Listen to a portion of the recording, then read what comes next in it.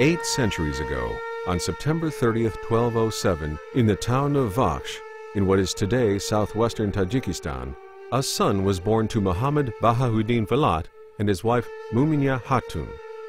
Bahahuddin was a religious scholar and mystic of great reputation, whose knowledge and piety were so intense that he came to be known as the king of religious scholars.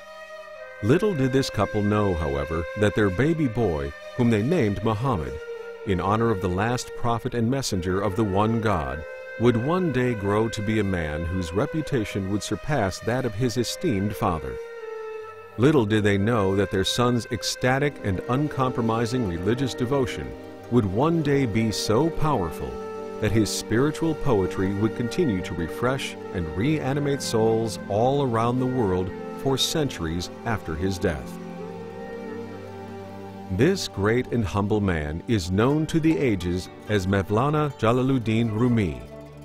His spiritual legacy has been so profound and so enduring that the United Nations Educational, Scientific, and Cultural Organization has declared 2007 to be the year of Mevlana Jalaluddin Rumi. 2007, then, is a year in which we pay special tribute to this 13th century figure, whose life and teachings so passionately exemplify what UNESCO has described as the universal values of tolerance, reason, and access to knowledge through love.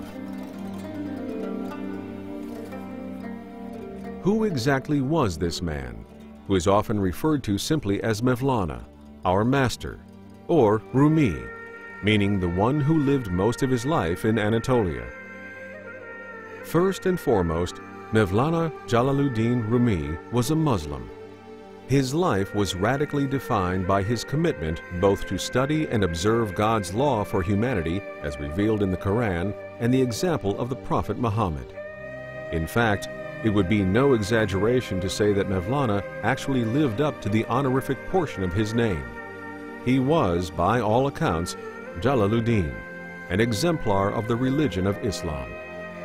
He was a Muslim who, by all accounts, lived a life of unmitigated submission to the one true God. By giving witness to God's utter uniqueness, by observing 5 daily obligatory prayers, by giving obligatory alms and other kinds of charity to those in need, and by fasting during the month of Ramadan, and by journeying to Mecca and performing the rites of the sacred pilgrimage at least once in his life, Rumi followed the path of the Prophet Muhammad in his striving to place God at the uncontested center of his life. But Mevlana was not only a Muslim. He was also a migrant on both the material and spiritual planes of his existence. Along with his family, Rumi left his Central Asian homeland on the eve of the devastating Mongol invasion.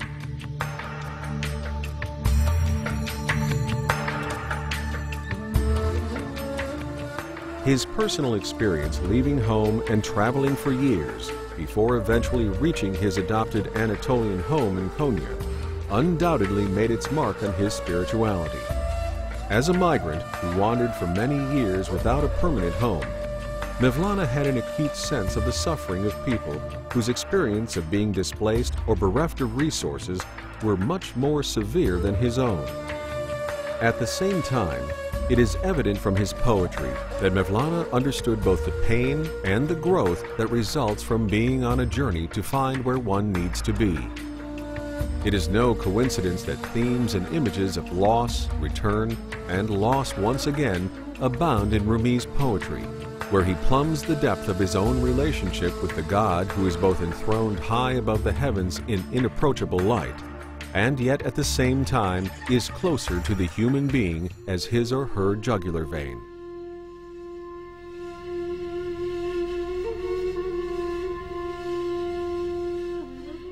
Finally, Mevlana was a mystic whose experience of spiritual purification through love began in earnest on November 29, 1244.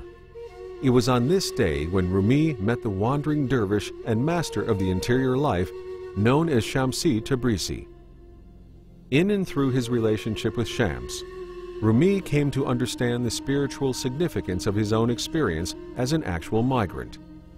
He came to understand that all human longing for home is rooted in the deep structure of the human heart, which was designed for a singular underlying purpose: to draw the human being into a closer relationship with God.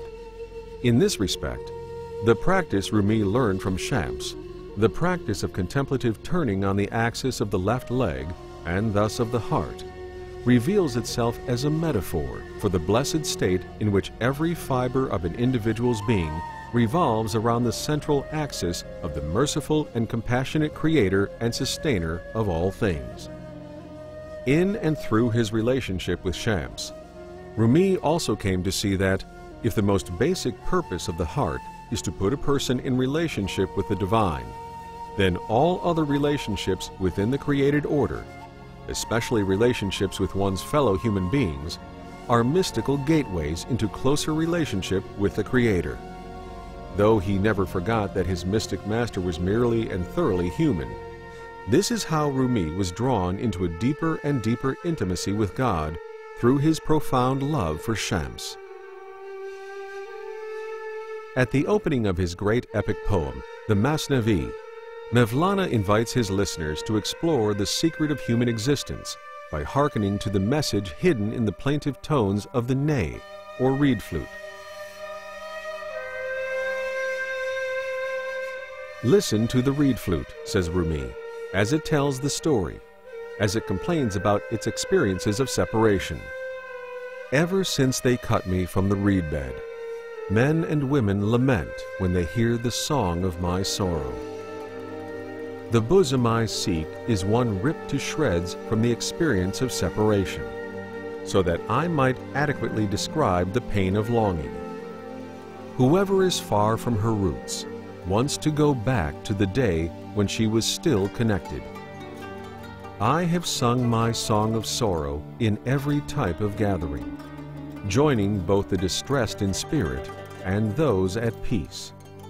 Each person became my friend according to his own conceit. No one sought my secrets from within me. My secret is not far from my lament, yet that light belongs neither to the eye nor ear.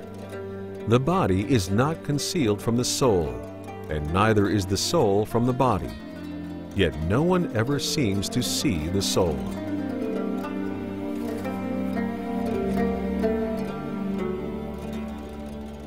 In his poetry and in his ritual legacy of turning, known as the Sama, Mevlana attempts to evoke in those with eyes to see, with ears to listen, and with hearts to be torn by love, the quiet secret of human existence.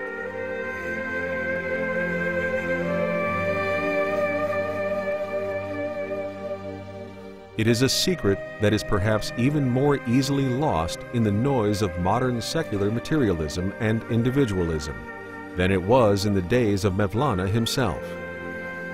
What is this secret?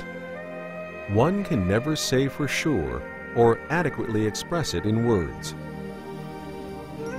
Perhaps it is that we are only whole when we fully realize our need for the one divine beloved whom we can never possess. Perhaps it is that we can only hope to attain wholeness by stepping outside ourselves in authentic, loving relationships with others. Of course, only our own sincere searches will reveal what this secret is, and God knows best.